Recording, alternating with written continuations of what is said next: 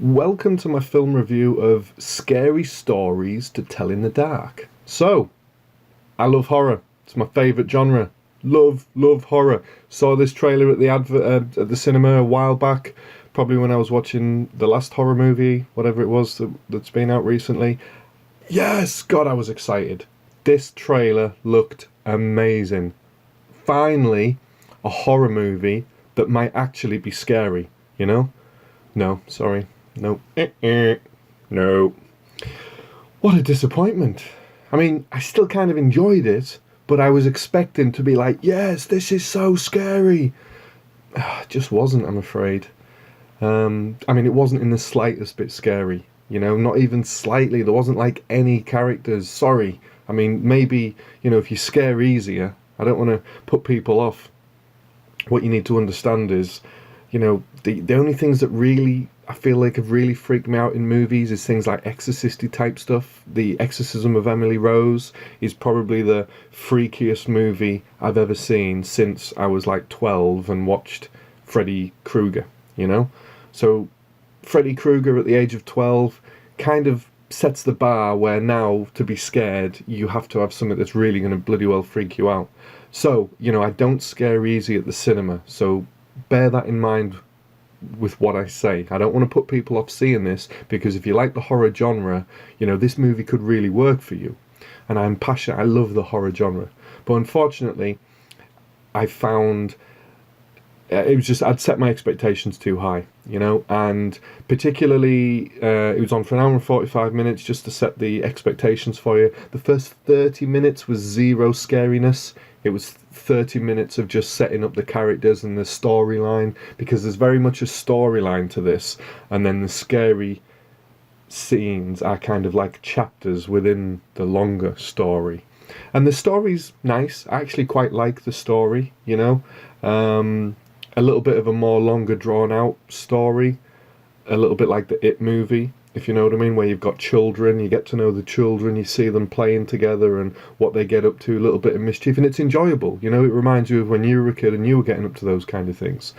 But it wasn't the, immediate scare of, say, La Llorona or some of these other horrors that have been out recently that just go straight into the scary action. But like I say, it was quite an enjoyable movie. It just wasn't the scary movie I was hoping for. And Certificate 15, I mean, can they even legally scare you if it's only a Certificate 15? I don't really know. Does it need to be an 18? I'm not sure. So when I saw it was a 15 straight away, I thought, that was I was hoping it might have been an 18, but you can't make 18s these days because you're ruling out the majority of your target audience, aren't you?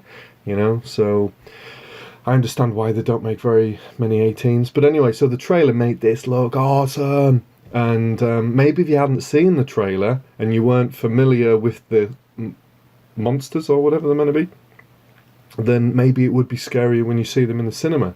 But I feel like, particularly with some of the monsters, you see them for just as long in the trailer as what you do for the entire bloody movie.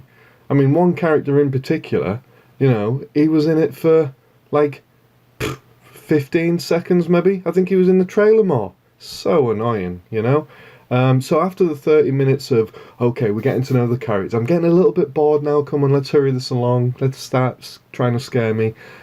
And then when they do, and you only see the monster for seconds, I'm not going to lie, that was a stab. That was a stab in the heart. That was a dagger. That wasn't fair.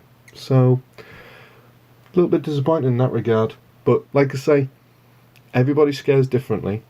Look at my other horror reviews. What have we had? Annabella, La Llorona, Prodigy. Have a look at those. See how your thoughts on those movies compare to mine, to give you an idea of whether we're aligned in our thinking when it comes to horror. But ultimately, just a little bit disappointing. I'm giving this a 7.2 out of 10. So not a terrible score.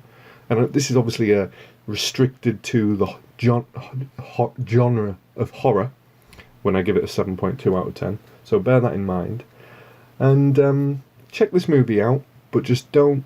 I mean, it's a date night movie for sure, so you're going to pay £10 full price seeing it at the weekend. That's fine. There isn't really much of the date night stuff out right now. It's coming soon. My God, I can't wait for that. But otherwise, if you don't have to see it on a date night, definitely see it on the buy one get one free. See it on the cheaper. You know, it's okay, but it's just not as scary as you'd hoped. Now, speaking of it is out on the 6th of September, so not long now. Make sure you go to the double bill the night before, where you can go at 9 o'clock, you see the first one, followed by the second one at midnight.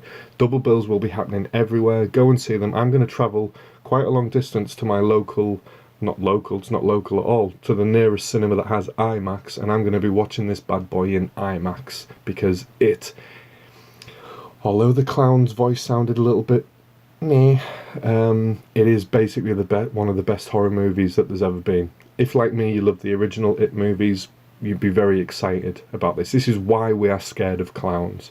So I've talked a little bit more about a different movie at the end of this review, but I didn't have a great deal much more to say about scary movies to see in the dark, other than it was a little bit disappointing. It was okay, but it was a little bit disappointing. But do not miss the movie It. It comes out next week. See it back to back. See the double bill. Cineworld are definitely doing it. Go and see the double bill on Wednesday, the 5th of September. Double bill, 9 o'clock first one, midnight second one. Has to be done. Double bill of this epic horror. Might be the best horror movie we see in a long time. So there you go. I've got my little plug in. Brought your attention to It. You need to not miss it. I cannot wait to bring you that review. So thanks for listening to this one. Let me know whether you like this one. Where did it sit in your expectations? Disappointment? Happy? Who knows? So thanks for listening. We'll see you on the next review. Goodbye.